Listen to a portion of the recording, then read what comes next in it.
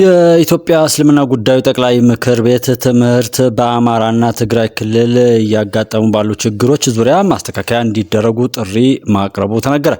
የኢትዮጵያ እስልምና ምክር ቤት የአማራ ክልል ትምህርት ቢሮ ከሙስሊሙ መሪ ተቋም ጋር ሳይወያይ ሙስሊም ተማሪዎች በግዳጅ ግዕዝ ቋንቋ እንዲማሩ ውሳኔ ማሳለፉንም ተችቶታል። የክልሉ ውሳኔ በፍጹም ተቀባይነት የለውም ያለው ምክር ቤቱ የክልሉ ትምህርት ቢሮ በውሳኔው ላይ የእርምት እርምጃ እንዲወሰድም ጠይቋል።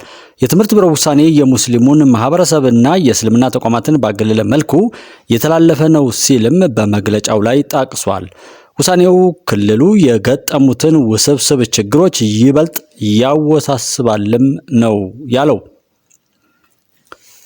ከዚህ በተጨማሪም በትግራይ ክልል የሚገኙ አንዳንድ ትምህርት ቤቶች ሙስሊም ተማሪዎችን በኢስላማዊ አለባበሳቸው ምክንያት ከ2 ዓመታት በላይ ከትምህርት ገበታ ሲያግዱ ትምህርት ሚኒስቴር ተማሪዎቹ ወደ ትምህርታቸው እንዲመለሱ ምንም አይነት ጥረት አለማድረጉን እንዳሳዘኑም አስታውቋል። ኢስላማዊ አልባሳትን ለብሶ መማር ህገ መንግስታዊና ሃይማኖታዊ መብት መሆኑን የገለጸው ምክር ቤቱ ትምህርት ሚኒስቴርና አንዳንድ የትምህርት ተቋማት ሙስሊሞችን በኢስላማዊ አለባበሳቸው ሳቢያ ከትምህርት የማፈናቀል ድርጊቶችን በአስቸኳይ ሊያቆሙ ይገባል ሲልም ጠይቋል። ምክር ቤቱ አክሎም በሁለቱ ክልሎች ላጋጠሙ ችግሮች ዘላቂ መፍትሄ የሚያፈላልግ ኮሚቴ እንዳቋቋመም አስታውቋል ተብሏል። ሁለት የፖለቲካ ፓርቲዎች ከኦሮሚያ የክልል መንግስት ጋር ለመወያየት ጥያቄ ማቅረባቸው ተዘገበ። ፓርቲዎቹ የኦሮሞ ነጻነት ግንባር ኦነግና የኦሮሞ ፌዴራሊስት ኮንግረስ ኦፌኮ ሲሆኑ የኦሮሚያ ክልል መንግስት ጸጥታን ጨምሮ በተለያዩ ጉዳዮች እንዲያወያያቸው ጥያቄ በራሳቸው አቅርበዋል።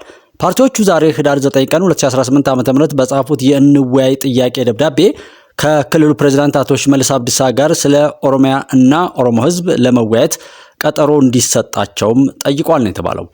የኦሮሞ ፌዴራሊስት ኮንግረስ ሊቀመንበር ፕሮፌሰር መረራ ጉዲና ለቲክቫህ ኢትዮጵያ እንደገለጹት የውይይቱን አጀንዳ በዝርዝር ይሁንታን ካገኙ በኋላ እንደሚገልጹ ጠቅሰው በጥቅሉ በኦሮሚያ ክልል አሁናዊ ተጨባጭ ሁኔታዎች ላይ ለመወያየት እቅድ እንዳላቸውም ጠቁመዋል። ፕሮፌሰሩ ውይይቱ በዋናነት በክልሉ የሰላም ችግርና ሌሎች በክልሉ ችግሮች ላይ ውይይት እናደርጋለን ብለው ዝርዝር መረጃዎች ውይይቱ ሲጀመር እንደሚገልጹ ነው የተናገሩት።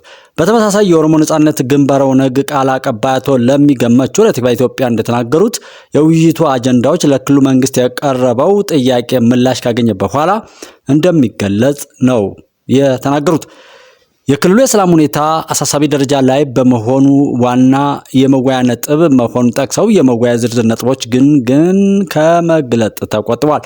የኦሮሞ ነጻነት ግንባር ኦነግ 2011 ዓ.ም ከአስመራ ወደ ኢትዮጵያ መመለሱ ተከትሎ እስከ 2012 ዓ.ም ድረስ ከኦሮሚያ ክልላዊ መንግስት ጋር በተለያዩ ጉዳዮች ውይይት ሲያደርግ መቆየቱ ይታወሳል። ይህ የህዳር 9 ቀን 2018 ዓ.ም የንወያይ ጥያቄ ደብዳቤ ከ6 ዓመት በኋላ ኦነግ ያቀረበው የመጀመሪያው ጥሪ መሆኑም ተገልጧል።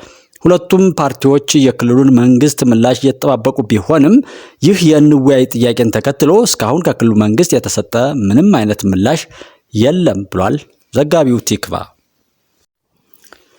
ተማሪዎች የ3ኛ ዓመት ትምህርታቸውን ሲያጠናቅቁ ለ1 ዓመት የማስተማር አገልግሎት እንዲሰጡ የሚያስገድደው መመሪያ ላይ ተቃውሞ እያሰሙ ነው ተባለ። የትምህርት ሚኒስቴር ፕሮፌሰር ብርሃኑ ነጋ የከፍተኛ ትምህርት ተቋማት ተማሪዎች የ3ኛ ዓመት የዩኒቨርሲቲ ትምህርታቸውን ሲያጠናቅቁ ለ1 ዓመት የማስተማር አገልግሎት እንዲሰጡ የሚያስገድደው መመሪያ ከ2019 የትምህርት ዘመን ጀምሮ ተግባራዊ እንደሚሆን መናገራቸውን ተከትሎ ትናንት ሰኞ ህዳር 8 በአንዳንድ የመንግስት ዩኒቨርሲቲዎች ተማሪዎች ተቃውሞ አሰምተዋልም ተብሏል። የተማሪዎች ተቃውሞ ከተቀሰቀሰባቸው ከፍተኛ የመንግስት ትምህርት ተቋማት መካከል አምቦ፣ አሩሲ፣ ቡሌ ሆራ፣ ሰላሌ፣ መደወላቡና ድሬዳዋ ዩኒቨርሲቲዎች እንደሚገኙበትም ዋዜማ ዘግቧል። ተቃውሞ ያሰሙት ተማሪዎች ካስተጋቧቸው መፈክሮች መካከል የመምህርነት ሙያ ስልጠና ያልወሰዱ ተማሪዎችን የማስተማር ብሔራዊ አገልግሎት ስጡ ማለት ተቀባይነት የለውም የሚለው እንደሚገኝበትም ምንጮች ነግረውኛል ብሏል ዘጋቢው። ፕሮፌሰር ብርሃኑ ነጋ ከሰሞኑ በህዝብ ተወካዮች ምክር ቤት ቀርበው በአዲሱ መመሪያ ዙሪያ ባደረጉት ገለጻ የመጀመሪያ ዲግሪ ያላቸው ተመራቂዎች የ1 ዓመት የማስተማር ስነ ዘዴ ኮርስ በመውሰድ ለመምህርነት ብቁ መሆን እንደሚችሉም ጠቁመው ነበር ብሏል ዋዜማ። ክቡር የማሌዥያ ጠቅላይ ሚኒስትር ዳቶ ሴሪ አንዋር ኢብራሂም ለ3 ቀናት ይፋዊ ጉብኝት ወደ ምድረ ቀደምት ኢትዮጵያ እንኳን በደህና መጡ ሲሉ ጠቅላይ ሚኒስትር ዶክተር አብይ ተናገሩ። ጉብኝቱ በማሌዥያና ኢትዮጵያ መካከል እያደገ ያለውን ወዳጅነትና ትብብር የሚያሳይ ሲሆን በሀገራችን የብልጽግና ጉዞ ውስጥም በጠቃሚ ጊዜ የተደረገ ጉብኝት ነው ብለዋል ጠቅላይ ሚኒስትር ዶክተር አብይ። በሀገራዊ ምክክር ላይ የሚሰሩ የሲቪል ማህበረሰብ ድርጅቶች ቡድን የሩብ ዓመት የፓናል ውይይት አካሄድኳል። የኢትዮጵያ ሀገራዊ ምክክር ኮሚሽን ኮሚሽነር መላኩ ወልደ ማርያም በዚህ መድረክ እንዳሉት ሀገራችን ካለችበት ስር የሰደደ የሰላም ጦት ለመቀልበስ ምክክር ብቸኛው አማራጭ ነው ብሏል። በመሆኑም ሁሉም ዜጋ ለምክክሩ ስኬትና ውጤታማነት በባለቤትነት ስሜት ሊሰራ ይገባልም ብለዋል። ኢትዮጵያ ሲቪል ማህበረሰብ ድርጅቶች ምክር ቤትና አባል ድርጅቶች እስካሁን ከኮሚሽኑ ጋር በመሆን ለሰሩት ስራ ምስጋና አቅርበዋል። ወደፊትም በአብሮነት በመስራት ሀገራዊ ኃላፊነታቸው እንዲወጡም ጠይቀዋል። የኢትዮጵያ ሲቪል ማህበረሰብ ድርጅቶች ምክር ቤት ዋና ዳይሬክተር አቶ ተረፈ ደጊቲ በበኩላቸው ለምክክር ውጤታማነት ሲቪል ማህበረሰቡን በማስተባበር የተሻለ ስራ እንደሚሰራም ተናግረዋል። በመድረኩ ባለፉት 3 ወራት ኮሚሽኑና በምክር ቤቱ በኩል የተሰሩ አበይት ስራዎች ቀርበው ውይይት ተደርጎባቸዋልም ተብሏል። ጸረ ሰላም ቡድኖችን በማጥፋት ልማትን ማፋጠን እንደሚገባ ተነገረ። በምስራቅ ጎጃም ዞን ደብረ ማርቆስ ከተማ የአስተዳደር አካላት፣ የሃይማኖት አባቶችና የአካባቢው ማህበረሰብ በተገኙበት በወቅታዊ የሰላም ሁኔታ ህዝባዊ ውይይት ተደርጓል ተብሏል። በውይይቱ የ6ኛ እዝ ዋና አዛዥ ሜጀር ጀነራል ብርሃኑ ጥላሁን ጽንፈኛ ቡድኑ የአማራ ህዝብ ለከፋ ኢኮኖሚያዊና ማህበረሰባዊ ቀውስ እንዲጋለጥና በግጭትና ብጥብጥ ውስጥ እንዲኖር ከውጭ ጠላቶቻችን ጋር አብሮ እየሰራ ያለ ጸረ ሰላም ወይም ጸረ ህዝብ ኃይል መሆኑን በመግለጽ በመከላከያ ሰራዊቱና በጸጥታ ኃይሉ አኩሪ ተጋድሎ ክልሉን ማዳን መቻሉንም ተናግሯል። የጽንፈኛ ቡድኑ ዓላማ ህዝቡ ቆም ብሎ መረዳት ይኖርበታል ያሉት ሜጀር ጀነራሉ የእስካሁን የጥፋት ድርጊታቸው ላይ ትምህርት በመውሰድ ማህበረሰቡ ከውስጡ አንቅሮ ሊተፋቸው እንደሚገባም አስረድተው እነዚህን የጸረ ሰላም ኃይሎች ሙሉ በሙሉ በተባበረ ክንድ አስወግዶ ልማትን ማስቀጠል የምርጫ ሳይሆን የህልውና ጉዳይ መሆኑን አስገንዝቧል። የደብረ ማርቆስ ከተማ እና ዙሪያው የሁሉም መዳረሻ ለኢኮኖሚያዊ እንቅስቃሴ አመችነት ያለው በምርታማነቱ የሚታወቅ በተፈጥሮ የታደለ ድንቅ ምድር መሆኑን ያወሱት ዋና አዛዡ ማህበረሰቡ ከጸጥታ አካላት ጋር በመሆን ሰላምን አስጠብቆ የዕለት ከዕለት ማህበራዊ ስራዎቹን ያለምንም ስጋት መከወን እንደሚገባውም አስረድተዋል።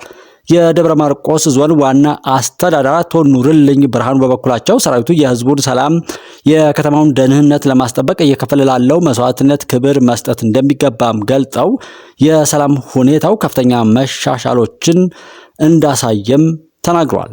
የውይይቱ ተሳታፊዎች በጽንፈኛው ቡድን ከቃል በላይ የሆነ ግፍና መከራ እንደደረሰባቸው አስታውሰው የመከላከያ ሰራዊታችን በአካባቢው ላይ ከተሰማራ ጊዜ ጀምሮ ሰላማችን ተረጋግጧል ሲሉም ተናግሯል ሲል መከላከያ ዘግቧል። የመከላከያ ሰራዊቱ አባላት የአርሶ አደሩን ሰብል እየሰበሰቡ ነው ተባለ። በሰሜን ወሎ ዞን ራያ ቆቦ ወረዳ የአንበሳው ክፍለ ጦር የሰራዊቱ አባላት የማህበረሰቡን ሰብል በመሰብሰብ ህዝባዊነታቸውን አጠናክረው ቀጥለዋል ተብሏል። ሰራዊቱ በተሰማራበት አካባቢ ከራስ በፊት ለህዝብና ለሀገር የሚለውን ተቋማዊ እሴት በመላበስ ህዝባዊ ባህሪውን በመጠበቅ ለህብረተሰቡ ድጋፍ በማድረግ ሰራዊቱ ከግዳጅ ጎን ለጎን የአቅመ ደካማ አርሶ አደሮችን ሰብል በማጨድና በመሰብሰብ እያከናወነ ያለውን በጎ ተግባር አጠናክሮ እንደሚቀጥልም የክፍለ ጦር አመራሮች ተናግረዋል ተብሏል። ዩኒቨርሲቲው ከሩብ ሚሊዮን ብር በላይ ወጪ በማድረግ የመጽሐፍት ድጋፍ አደረገ ተባለ። የኢትዮጵያ መከላከያ ዩኒቨርሲቲ ከሩብ ሚሊዮን ብር በላይ ወጪ በማድረግ ለመከላከያ መገናኛ እና ኢንፎርሜሽን ኮሌጅ እንዲሁም በቢሾፍቱ ከተማ አስተዳደር ስር ለሚገኙ ለሁለት አንደኛ ደረጃ ትምህርት ቤቶች የመጽሐፍት ድጋፍ አድርጓል ነው የተባለው። በዩኒቨርሲቲው የምርምርና የቴክኖሎጂ ሽግግር ምክትል ፕሬዝዳንት ጽህፈት ቤት አማካኝነት በተደረገው በዚህ ድጋፍ 250 መጽሐፍት ለመከላከያ መገናኛና ኢንፎርሜሽን ኮሌጅ ተበርክቷል። በተጨማሪም ለቀነኒሳና ኤሲኒፍ ኢፋ የመጀመሪያ ደረጃ ትምህርት ቤቶች በአማርኛ፣ በአፋን ኦሮሞ እንዲሁም በእንግሊዝኛ የተዘጋጁ 280 የሚሆኑ የማስተማሪያ መጽሐፍት ድጋፍ ተደርጓል ተብሏል። ድጋፉን ያበረከቱት የኢትዮጵያ መከላከያ ዩኒቨርሲቲ ፕሬዝዳንት ብርጋዴር ጀነራል ከበደ ረጋሳ የመገናኛና ኢንፎርሜሽን ኮሌጅ ለሰራዊቱ የሚያበረክተው ዘርፈ ብዙ ፋይዳ መሆኑን አስታውሰው በተለይም በአንድ ተቋም ስር ላሉ ክፍሎች እንዲህ ያለ ትብብር ተጠናክሮ እንደሚቀጥልም አስገንዝበዋል። ጀነራል መኮንኑ አያይዘውም ዩኒቨርሲቲው ከምርምር ስራዎቹ ባሻገር በማህበረሰብ አገልግሎት የአካባቢውን ማህበረሰብ ተጠቃሚ ለማድረግ አገር ተረካቢ ህጻናትን በትምህርት የማብቃት ኃላፊነቱን አጠናክሮ እንደሚቀጥልም አረጋግጧል። የዩኒቨርሲቲው የምርምርና ቴክኖሎጂ ሽግግር ምክትል ፕሬዝዳንት ኮሎኔል ዶክተር ሚኒሊክ ዋለ በበኩላቸው ለመጀመሪያ ደረጃ ትምህርት ቤቶቹ የተደረገው የመማሪያ መጽሐፍት ድጋፍ ዩኒቨርሲቲው ለማህበረሰቡ አገልግሎት የሰጠውን ልዩ ትኩረት የሚያመላክቱ መሆኑን ገልጠዋል። የተደረገውን ድጋፍ የተቀበሉት የኮሌጁና የመጀመሪያ ደረጃ ትምህርት ቤቶቹ ድጋፉ ለትልቅ አቅም የሚፈጥርላቸው መሆኑን ጠቅሰው ዩኒቨርሲቲውንም አመስግነዋል ብለዋል መከላከያ።